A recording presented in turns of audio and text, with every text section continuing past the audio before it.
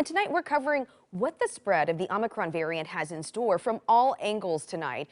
We will get to our Liz Birch in just a few minutes. She has more from that news conference today with the governor.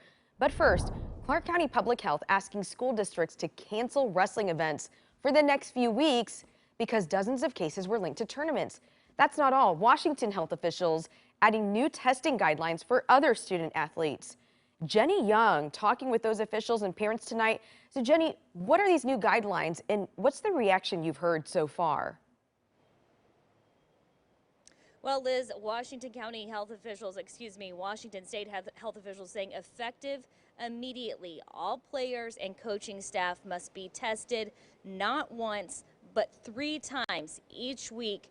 Parents we're talking to, one said, this is intrusive, but hey, if it's the way the kids are going to be able to play, it's how it's got to be.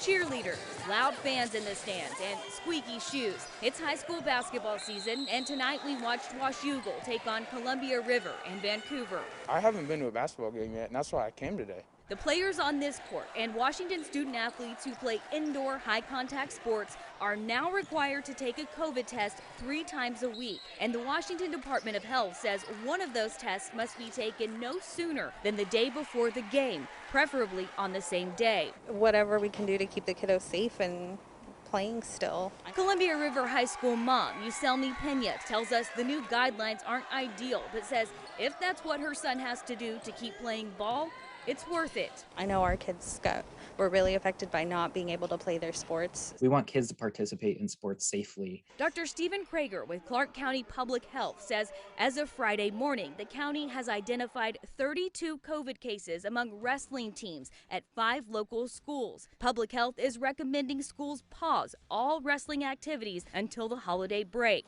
hoping that pause will interrupt virus transmission. I know it doesn't make a lot of people happy, but I think it's the right thing going into the new year. Hopefully we can kind of have a fresh slate.